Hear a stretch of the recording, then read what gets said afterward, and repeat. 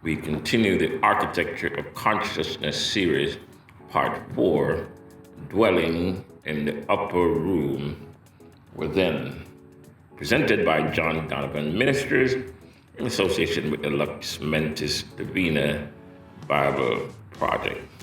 Our primary text today will be taken from the book of Acts, chapter 1, verse 13 to 14, as well as Acts chapter 2, verse 1 to 4. And when they were come in, they went up into an upper room.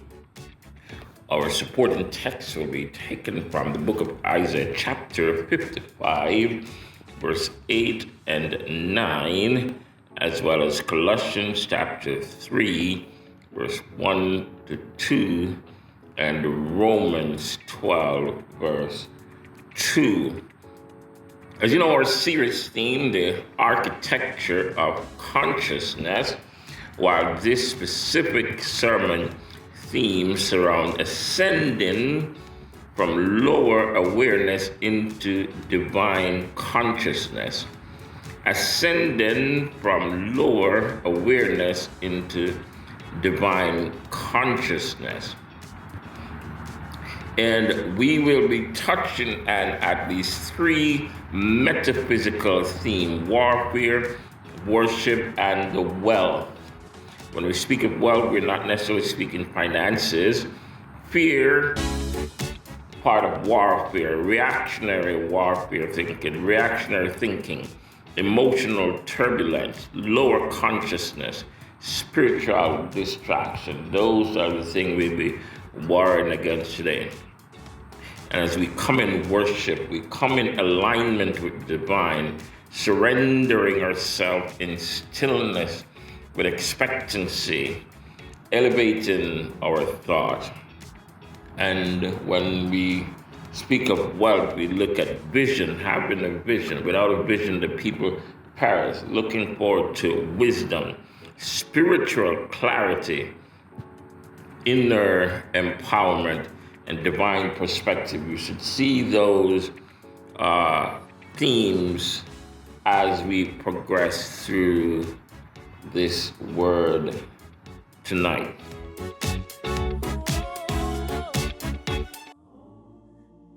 There's something happening in this room, and I can feel it in my soul. It's that gospel rhythm. It makes me move and lose control. Have mercy on me, 'cause when that tambourine rings, I know you're calling me. Ooh, I hear you calling me. Come on. Choir, help me testify. Choir. I don't believe he brought me this far to leave me. I know you know the words. Let me hear you sing it. I don't believe he brought me this far to leave me.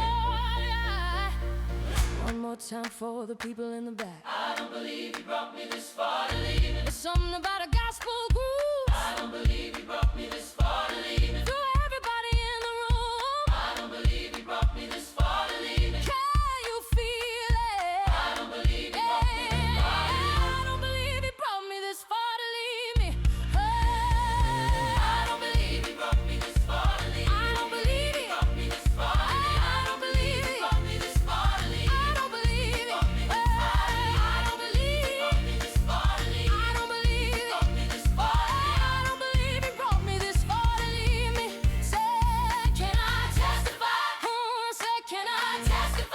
The Lord has been good to me. I said, the Lord has been good to me, and I can't keep it to myself, so I gotta tell somebody else. He's been better to me than I've been to myself. I know I gotta witness that.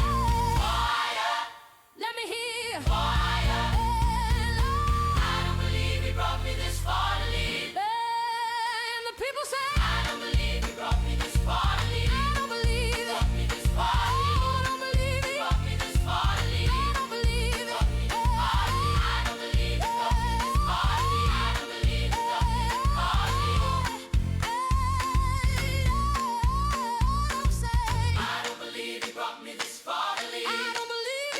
this far to leave. I don't believe he brought me this far to leave. I don't believe he brought me this far to leave. I don't believe he brought me this far to leave. I don't believe he brought me this far to leave.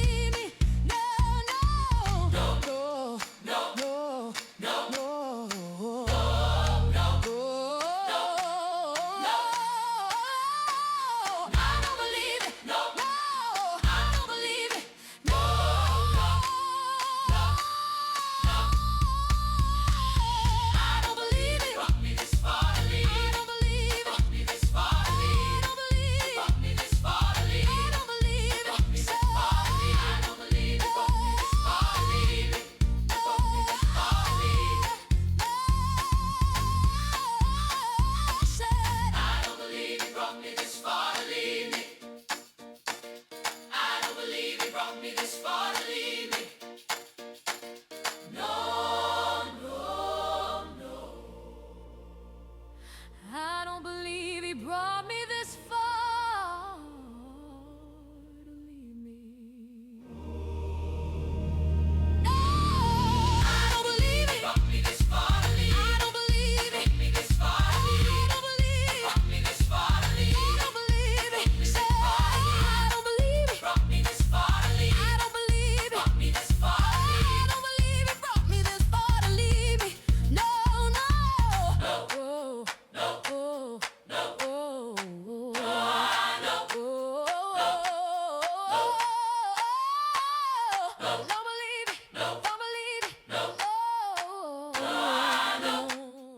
By way of introduction, every house has levels. Every house has levels.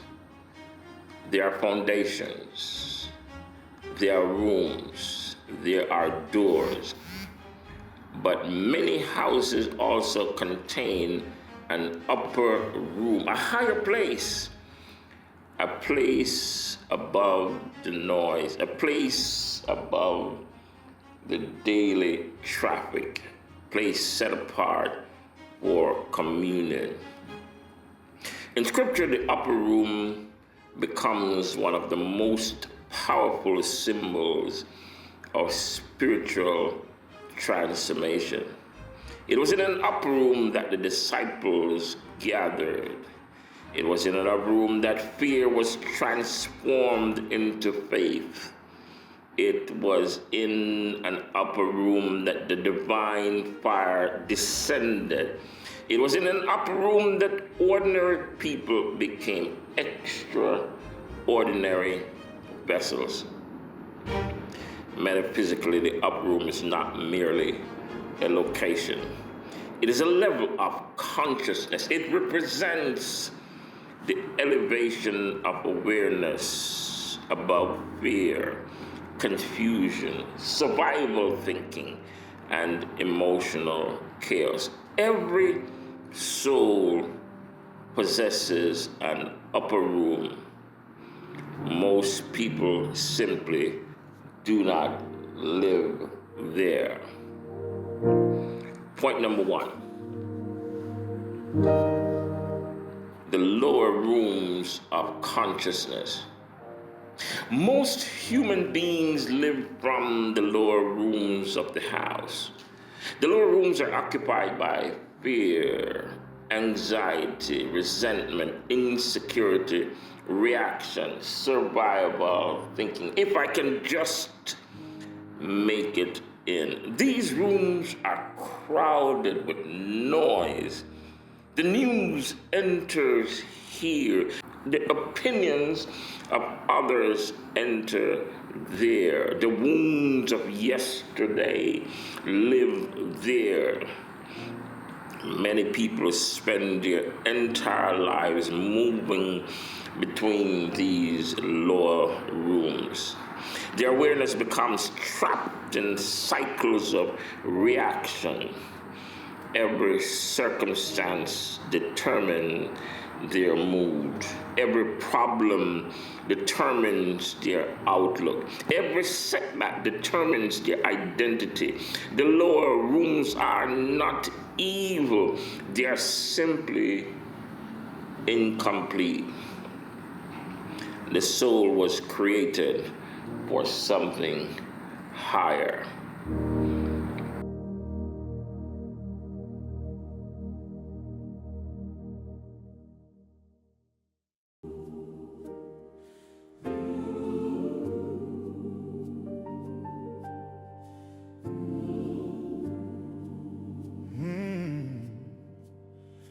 I speak plain so you can hear me. Lift me up and you will know I do not move on my own breath. The words I say are not my own. My Father taught me how to pray, how to answer when I'm asked. And the one who sent me walks with me. I am never left alone. Lift me up and you will see I am He. I am what I say. I do the things that please my Father, step by step along the way. Lift me up and you will know my voice comes from the one above. I am held, I am guided in the quiet of His love. I do not claim a single deed that was not given from above. What I receive, I speak again, a mirror of the Father's love. He who sent me stands beside me. His counsel walks along my road. And every word I offer comes from Him who keeps my soul. Lift me up and you will see I am He. I am what I say. I do the things that please my Father, step by step along the way. Lift me up and you will know my voice comes from the one above. I am held, I am guided in the quiet of His love. When you lift the Son of Man, you'll feel the source behind the voice. You'll know I do nothing by myself.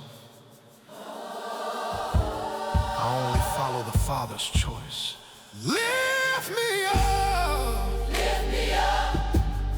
and you will see I am He. I am what I say. All I speak is from my Father. All I do is walk in His stead. All I do is walk in His stead. Lift me up, and you will know, not by my will, but by His hand. I do the things that please Him. With the Father I will stand.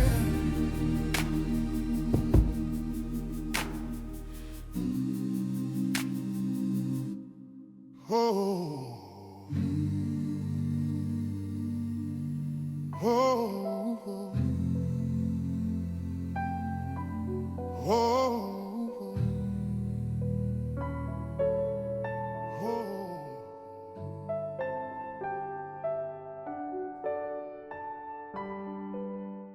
Point number 2, the invitation to ascend. The disciples did not remain in the streets. They did not remain in the marketplace. They went upward. This movement is deeply symbolic. Every awakening requires ascension, not physical ascension, but conscious ascension. To ascend means rising above appearances. rising above emotional turbulences, rising above limiting beliefs, rising above egoic perception. The spiritual journey is not about escaping life. It is about seeing life from a higher level. It was Isaiah the prophet said, "My thoughts are not your thoughts." Divine consciousness operates from a higher perspective. The upper room represents our invitation to participate in that perspective. Point number 3, the upper room as a state of awareness. Many people search for sacred places, yet the greatest sanctuary is consciousness itself. The upper room is a state of awareness where clarity replaces confusion, faith replaces fear, vision replaces limitation, and wisdom replaces reaction. This room exists within every person. Hear me now. This room exists within every person that is on this earth. You must remember, every human person that is on this earth is God's people. We may want to try to define them by the ones that go to this church or that church or look this way or that way. But I was somewhere today and it just dawned on me. There was a person in a wheelchair, and I saw that person in the wheelchair. But somehow something in that moment said to me, do you realize that God lives in that person's life? You may be seeing the body, but the body is the temple where he lives. It's kind of like when you put water or milk in a glass. The milk is in the glass, but the glass is not the milk.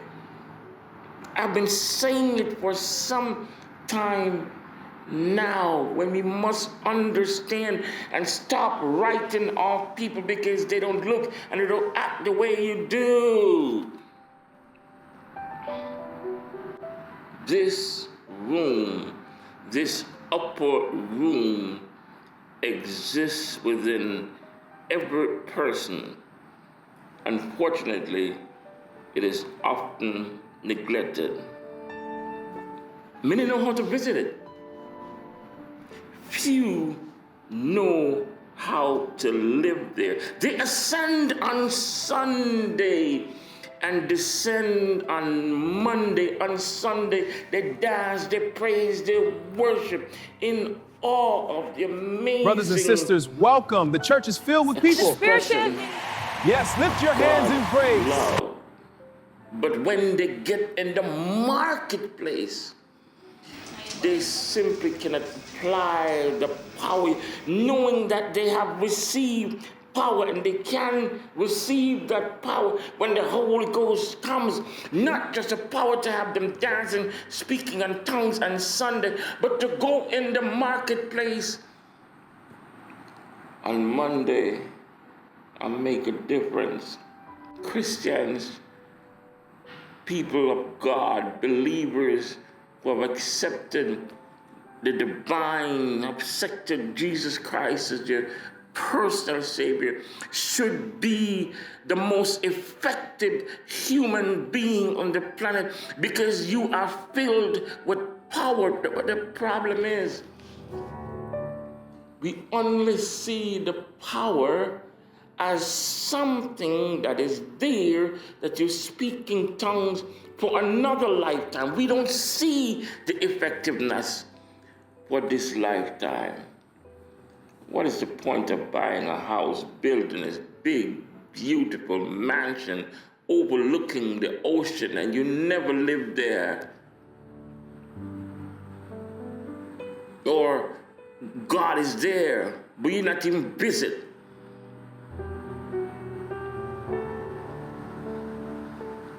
You see, in ascending on Sunday and descending on Monday, they touch inspiration briefly.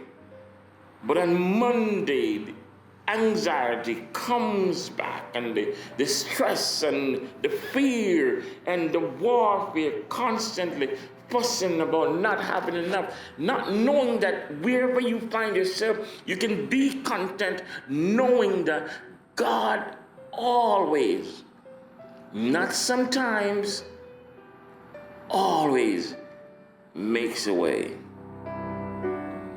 So the spiritual path invites us to establish residency in higher awareness, not occasional visitation, permanent habitation. On Monday, you should be worshiping.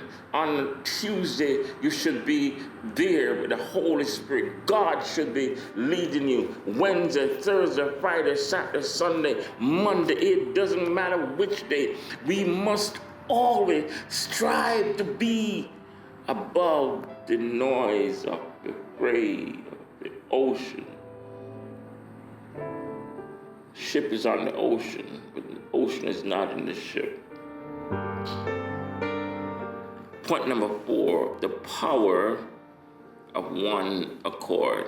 Acts tells us they were all with one accord in one place. And we're not talking a Honda Accord. Somebody says, you know, what kind of car Jesus is driving? It's a Honda Accord. So how do you know that? They all were with one accord in one place, and they drove the Honda Accord. Oh boy. They were all with one accord in one place. This is not merely organizing or organizational unity. It is conscious alignment. We told we were coming to that alignment. It is conscious alignment. The disciples became inwardly synchronized. Have you ever seen divers or doing synchronized dancing, or when the Asians or the flying tigers doing martial arts, and you wonder how on earth they could do that? Because they are on one accord in one place. Or when a football team is playing and they pass the ball from one to the other, and sometimes they don't even look behind them. They don't even look behind when they pass the ball. If you be watching sometime when LeBron and the others are playing, and they know because they practice, and there's an expectation that the person that should receive the ball would be there. So there's not even have to look, because you're practiced and you know. And so it is. We must come to know and understand that in any and every of our circumstances, God is already there. He's not going to be there. We don't have to invite him. We say we invited the president. No, we're not inviting him. He's already there. I say it so often again. When you get there and you get in there, he's with you, traveling with you. When you get over there, you see him waiting for you. And you say, I thought, yeah, he's waiting for you.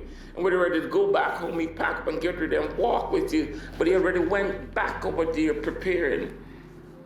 That is when you understand that you're always in a higher place. There's a song we used to sing. It says, I will make the darkness light before you. Then it goes on to say, the high place I will bring down.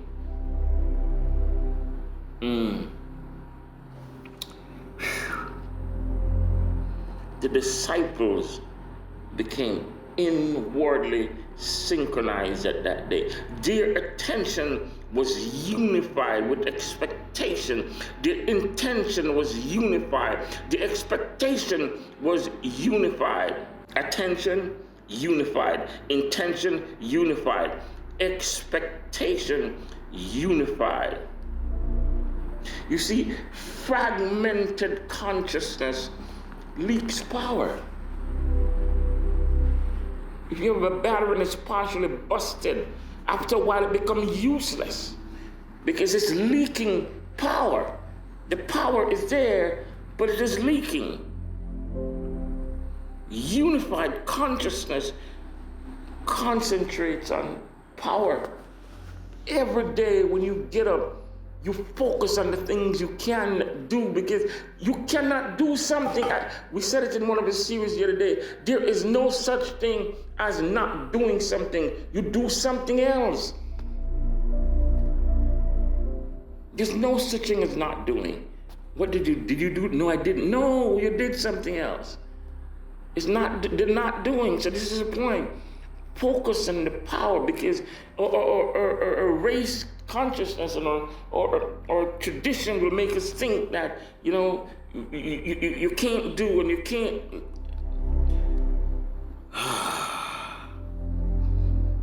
There is a power. There's a song we used to sing, there's power, wonder-working power in the blood of the Lamb. There is power, wonder-working power in the precious blood of the Lord. He said, would you be free?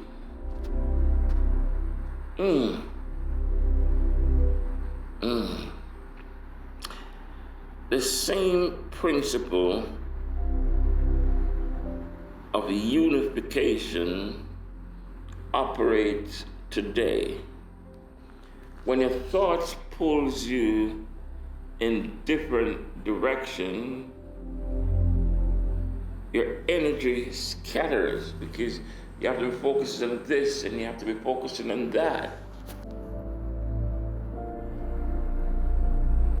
But when consciousness becomes aligned, energy gathers. The upper room teaches us that transformation begins when division ends. Point number 5, waiting in the upper room. The disciples waited. Modern culture is like waiting. We live in a microwave age and a air fry age where we want it done now. Nobody wants to wait. It's always, I want it now. How fast can you get it to me? So I'm going to use Prime, I'm going to use all different sources because I don't want to wait. I don't want to cook dinner, so I'm going to order from somewhere that I can get 7 meals per week so it can come at a certain time. Modern culture dislikes waiting. It values speed, efficiency, instant results. I broke my arm recently and had to go to the ER. I didn't know what was broken. I just know that I busted myself up. I'll tell you how it happened at another time. But I really got it good. You ever notice that when you fall, you never get a chance to do it privately? Oh, and there's a message. Ooh, there's a message right there. You never get a chance to do it. You always have people looking, and even though they're saying, are you okay? At the same point, they're like, oh my goodness, they're laughing inwardly. Because, truth be told, it is funny when you see somebody flip over a couple times and land flat on the ground. And sometimes when you lay there, you're just like, okay, I'm not even gonna try and get up too quickly. I'm just gonna lay here. So I lay there for a while and then got up and went to the ER, and when I got there, went through the security and finally got into the area where I was waiting, and they took my information, and then after taking my information, went back in another room, and they put me in another room, and they come and say, well, we're going to do a whole bunch of x-rays and CAT scans, etc. And so they took me, and I went into this room, and I lay down and put on the gown with the back open, because they're going to be scanning and scanning and scanning. And I lay there waiting, and I heard the noise of the hospitals and the cries of parents and patients and loved ones, and the sound of people hospitaling. I mean, I've coined a new word, doing whatever they had to do. The nurse came back. He was from Malvern and St. Elizabeth, and now working in the hospital in Coral Springs. And he came in and he said, Mr. John, the doctor haven't seen you yet? No, they haven't seen you yet. And I waited. Finally, the doctor came, and I told him, what happened, how I busted myself up. And he asked me my history, and I gave him my history, et cetera, et cetera. And he said, all right, so we're going to run all these scans and scans and scans. He said, do you want pain meds? And I said, I'm not a pain meds person.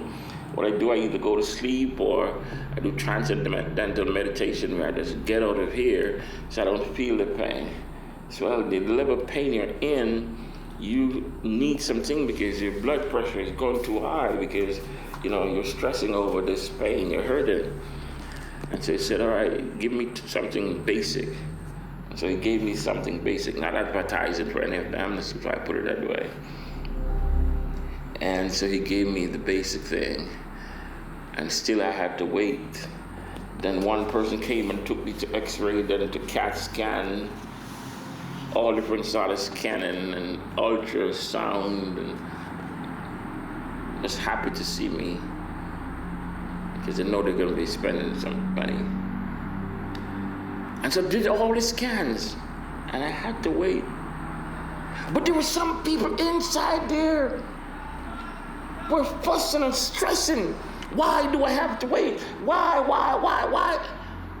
Because you're not the only one. I was tempted to say, you not the only one inside here. You gonna wait like everybody else.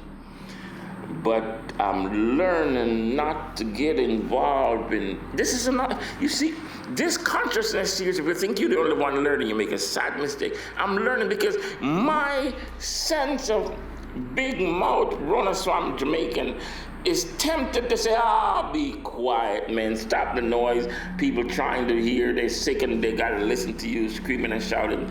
But no, I just sat there waiting, and my doctor, he came, and then when he came back, they said, well, the CAT scan shows that you're battered and bruised up, but no broken, and none of your hardware have shifted, but you have broken your left hand in about 3 places. And I'm thinking to myself, what did I do?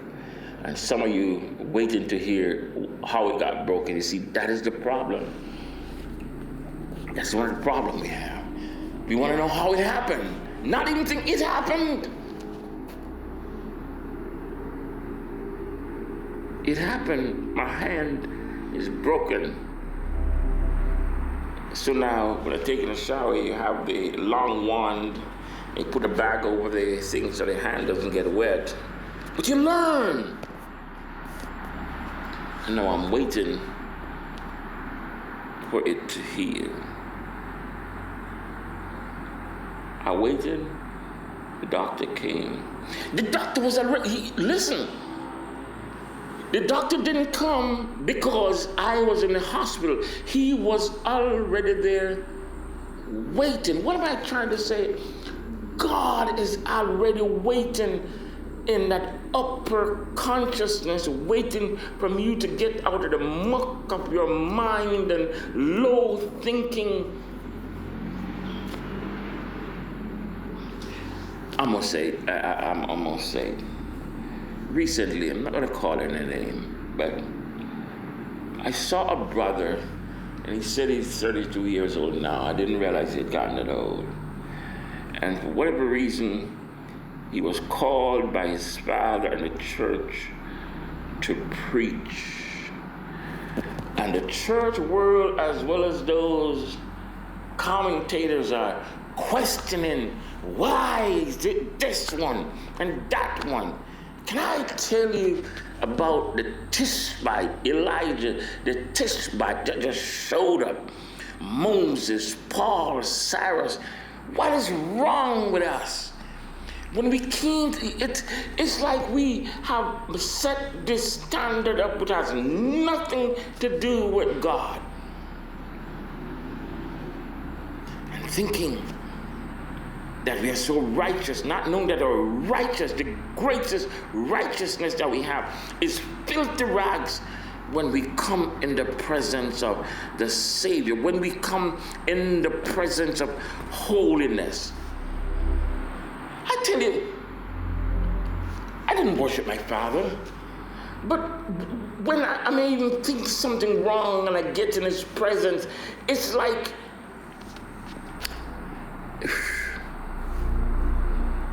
wow. Or can I talk about the time again when I was in a restaurant in shorts, 2 a.m. in the morning, and I just passed by, and a whole bunch of people just fall out because the presence travels with you.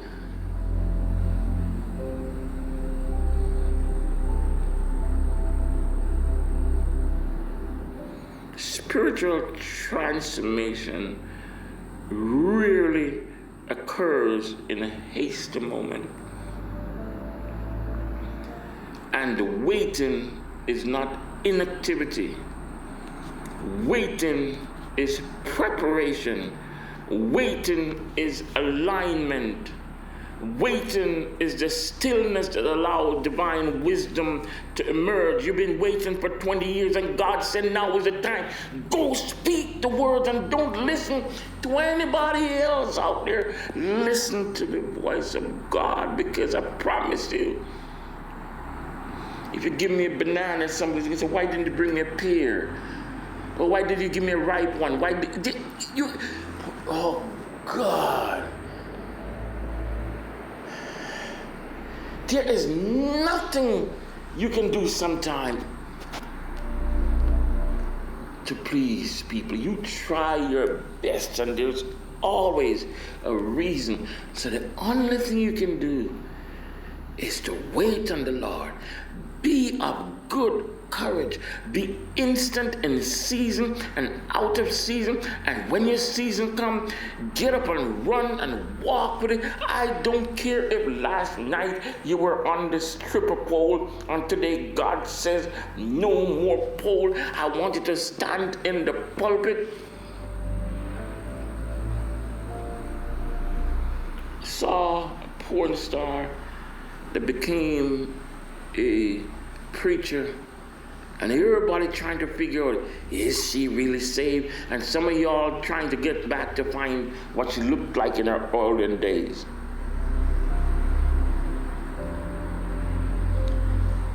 I've said it before and I say it again. I'm not who I was yesterday, the day before. So if you're looking for me 40 years ago and think that was me, no. The God in me is the same. But every day I die daily. See, the problem is many people leave the upper room too early. They abandon the process before the transformation is complete. But divine timing often develops what human urgency cannot produce. The waiting room eventually becomes the birthing room. Walt Disney, Colonel Sanders. Oh, think about it. My grandmother, may her soul rest in peace, 54 years old, having a child. Somebody out there right now, you've been trying, you're trying so desperately And then now you start thinking that God has given up on you, instead of thinking that God knows and he's preparing and he's waiting for the right time, the right moment for that child to come. But my dad was born when his mother was 54 years old, and God used him mightily. I've seen a parallel. 54 years ago, I was stabbed in the back of my neck. I'm 61 years old now. And now's the time when God says, it's time, son. You know, God is talking to some of you right now, and I'm going to say it, and some of y'all are going to like it, but hey, what can you do? God has called you, given words, effective words. And you've been held down by organizations that says women can't preach. You've been held down by organization that says you need to have all these qualifications. Truth be told, I 100% believe in achieving doctorate and whatever you need to do, but don't be mistaken and thinking that because you have your doctorate, that you have holiness, that you achieved the state of consciousness, that the Holy Spirit is leading you. My dad, as I said, was born when his mother was 54 years old. But when he got a call into ministry, he studies through the international, I forgot what it was called back then, correspondence school. My dad was one of the smartest men. You know, it's so amazing when I thought about it. He used to help us with our homework. I'm talking a man that didn't go to high school. He did his stuff through correspondence school. I became a bishop. And you're listening to these people with all your titles. And what can you do with your title when you're out in the street and a guy put a gun to your head? Or a man come, you're doing street meeting, and a man come with a machete about to cut you, and all you can say, in the name of Jesus. I've seen it with my own two eyes. That's all he said. The man held the machete up, and I'm thinking to myself, if he ever make an attack, I'm gonna go at him with a microphone, I'm gonna hit him with something. But my dad knew that he had already spoken, and the power held that man until his sermon was finished. Or going into Port Maria to do baptism, and the rain is flooding, and the wave is just going, and they're trying to call the baptism off. The man of God said, peace, be still. Or coming home after walking all the way from Friendship, heading down into Monique, and get to Crossroads. And as he's gotten there, he starts speaking in tongues. And you know he's at the parasanda that he always says when he's speaking. And he's speaking in tongues. Sometime later, Minister Green, one of our ministers from the church, came ringing the bell early in the morning at 2 a.m. and said, is Bishop Seeley home? Daddy came and said, yeah, I'm home. I'll just check it up on you. Because when you, just a moment ago, we had a shootout in Crossroads, and one of them survived. And he said, why didn't they run? He said, well, we were here and we're trying to go. But what happened as we were coming, we saw this general, he was coming, and he had a whole army that was surrounding him. And because the army was surrounding him, we hid.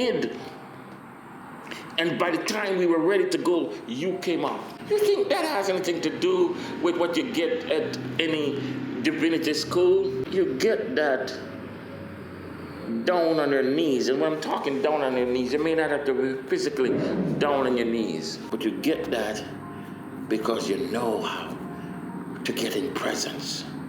You have surrendered yourself You have surrendered your high and mighty degree to God and says, God, you gave me this degree. Now fill me with your power. You've given me knowledge. Now fill me with your power and your presence in the upper room of your mind. Because if you think your learning knowledge can transform a drug dealer's life, I heard a preacher said once he wouldn't go into certain countries to preach. Not my father. Not my father. And this is why I have learned from a great man. Don't get me wrong. I've learned from some other great men and women, not calling anybody's name. But the greatest gift that I have is when I find myself in presence.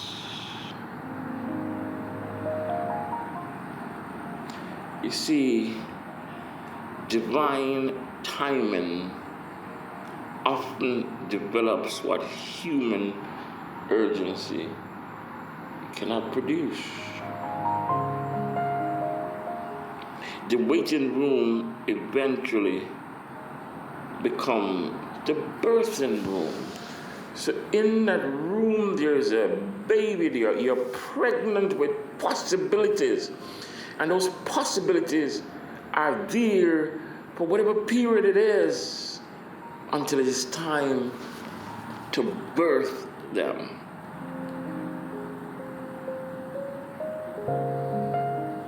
Point number 6, the descent of fire. When consciousness becomes prepared, when fire appeared. Metaphysically, fire represents illumination, purification, activation, transformation. I promise you, these past 18 or so years have been transforming. These 54 years have been transforming. Fire reveals what was hidden.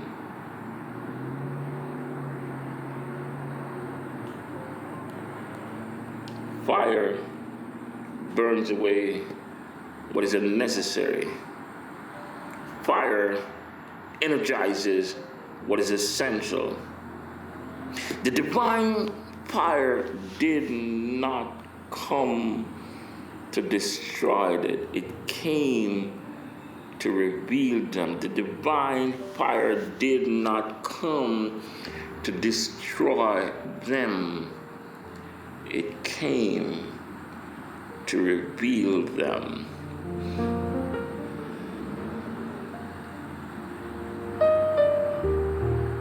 Listen, I want you to hear this part.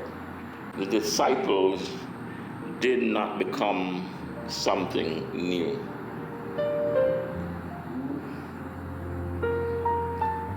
They became aware of what had always been present. The Spirit awakened dormant potential. This is the purpose of spiritual awakening. When we pray for revival, we're not praying for a week of service of noise, but a week of service of conscious awareness, where we become more awareness of who God is and what and how He can do our lives.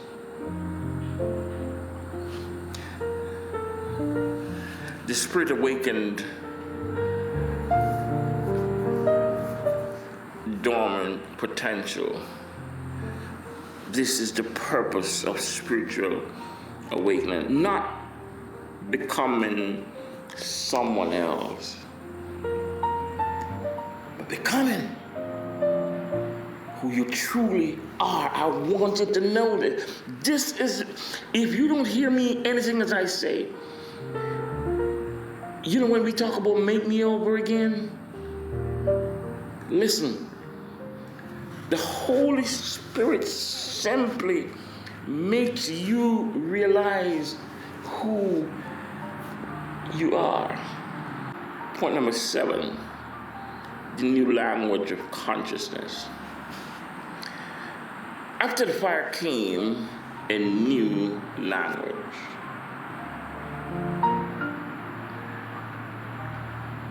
Metaphysically, language represents expression. Awakened consciousness speaks differently, not merely verbally, but energetically, emotionally, spiritually. The awakened soul develops new thoughts, new perceptions, new responses, new possibilities. There's a story that is told of a man who went into an airport and he cut to the head of the line. The representative of the desk said to him, "Sir, please, you need to go to the back of the line." He had the nerve to say to her, "Do you know who I am?" She got on the intercom. "Attention, all guests in the airport. This is XYZ airline. There's a gentleman standing here that doesn't know who he is. If you've lost your father, husband, brother, please come to XYZ airline." You can imagine the crowd laughed, and so he ended going back to the back of the line.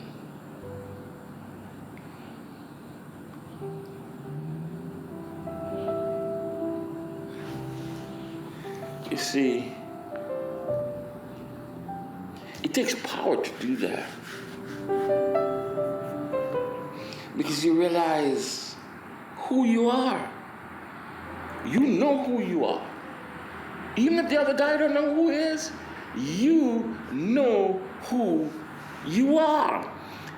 The language of fear is replaced by the language of faith. Fear would say, "Okay, let him go."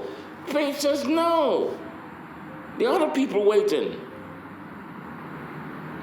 The language of limitation is replaced by the language of possibility. The language of separation is replaced by the language of unity, and transformation becomes visible because expression changes. Point number 8, the wealth of the upper room. I told you we were coming here.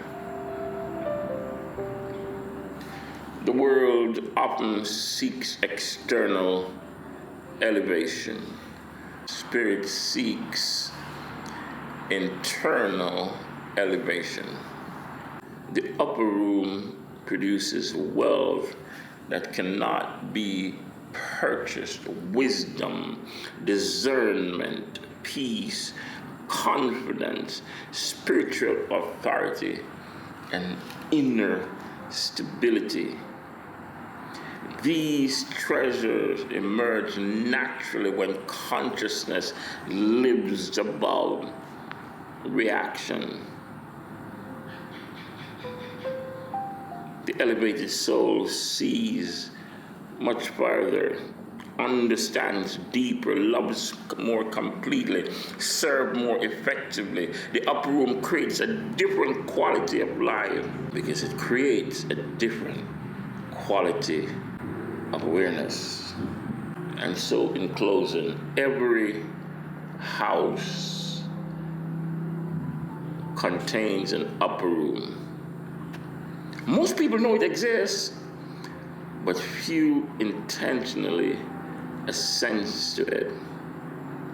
The architecture of consciousness teaches us that transformation occurs when awareness rises above fear, above confusion, above emotional turbulence, above limitation. The disciples entered an upper room in Jerusalem, but the deeper lesson: every soul possesses an upper room within. A place where divine presence speaks, a place where wisdom emerges, a place where fire descends, a place where consciousness awakens. The invitation remains: ascend, rise above the lower rooms, enter the upper room within. For when consciousness is elevated, clarity comes, power comes, purpose comes, and the house becomes a dwelling place for divine fire. Amen.